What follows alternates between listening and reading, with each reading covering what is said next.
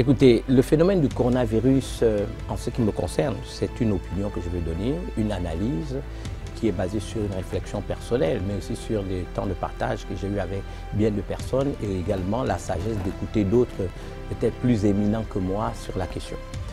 Je voudrais vous dire déjà que c'est des phénomènes de la mondialisation. Vous savez, la mondialisation et justement les tenants de la mondialisation agissent comme des éminentes grises. Ils tirent les ficelles, n'est-ce pas, derrière.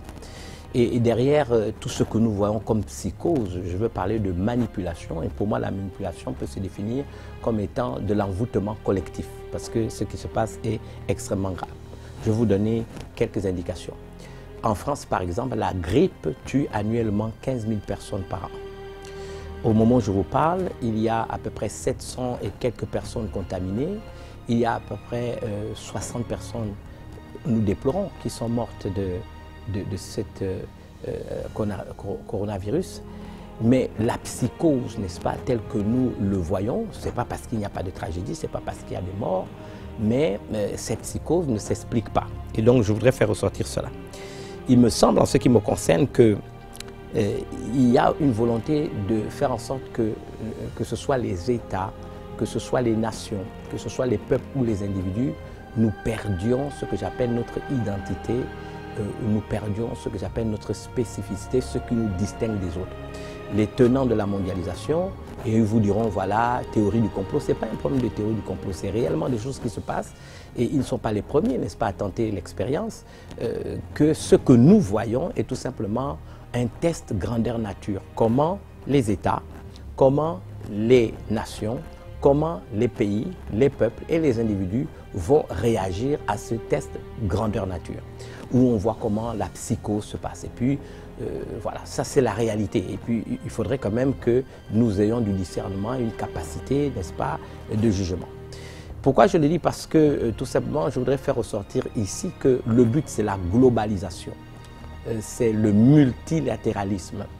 Le but, c'est en fait un droit d'ingérence, n'est-ce pas, qui tue ce que j'appelle la souveraineté de nos États, la liberté que nous avons de choisir et de décider comment, on va dire, donner une réponse à ce qui s'y passe. Et à partir de ce moment, bon, ces tenants de la mondialisation, puis je vous parle de tests grande nature, auront la possibilité de faire des lois, de décider. Vous imaginez demain que notre gouvernement, à travers son ministère de la Santé, n'a plus un mot à dire. Et puis voilà, droit d'ingérence, on peut nous imposer des choses, imposer des médicaments, imposer des piqûres, imposer des solutions.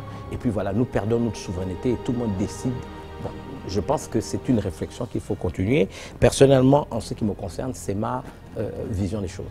Mais si vous lisez le livre de Genèse, chapitre 11, vous vous souviendrez que toute la terre n'avait que une même langue, parlait un même langage, toute la terre était uniformisée, vous savez, et Dieu s'est rendu compte, n'est-ce pas, de cela. Alors ils ont décidé de faire une tour de Babel qui touche le ciel. Donc là, il y a comme l'idée dans la mondialisation de s'élever au même niveau, n'est-ce pas, que Dieu. Donc c'est extrêmement grave, mais je n'ai pas de doute en ce qui me concerne qu'une fois encore, puisque Babel, au temps de Nimrod, avait tenté l'expérience, Dieu saura déjouer ce qui se passe, n'est-ce pas, à ce niveau-là. La deuxième chose que je voudrais dire, c'est que le monde se comporte aujourd'hui comme l'Égypte antique. Vous savez, par deux fois, je crois, dans Exode chapitre 20, verset 2, on appelle l'Égypte la maison de servitude. Et donc, la mondialisation, c'est une forme de servitude. Il faut faire peur aux gens, il faut utiliser les médias, il faut utiliser les réseaux sociaux pour créer la psychose. Mais particulièrement à ceux qui sont croyants et qui lisent la Bible comme moi, souvenez-vous de ce que la Bible dit. Je ne donnerai que deux promesses dans la Bible. Premièrement, une orientation divine que nous trouvons dans Ésaïe chapitre 8 verset 12, n'appelez pas conjuration ce que ce peuple appelle conjuration, ne craignez pas ce qu'il craint, c'est l'Éternel que vous devez craindre, c'est l'Éternel que vous devez sanctifier.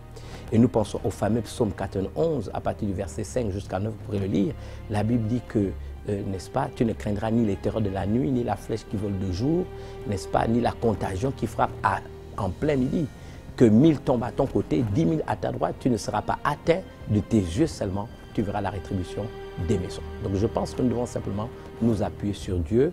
Ça ne veut pas dire qu'il ne faut pas prendre des précautions d'hygiène, encore une fois, c'est l'actualité, mais derrière il y a une grande manipulation. Il est temps que les élites, et particulièrement les élites chrétiennes, s'asseyent, réfléchissent, pensent, et que, comme je l'ai dit à plusieurs personnes, que nous soyons nous-mêmes à même d'inspirer les choix et les décisions de nos dirigeants face à ce complot, n'est-ce pas, des tenants de la mondialisation.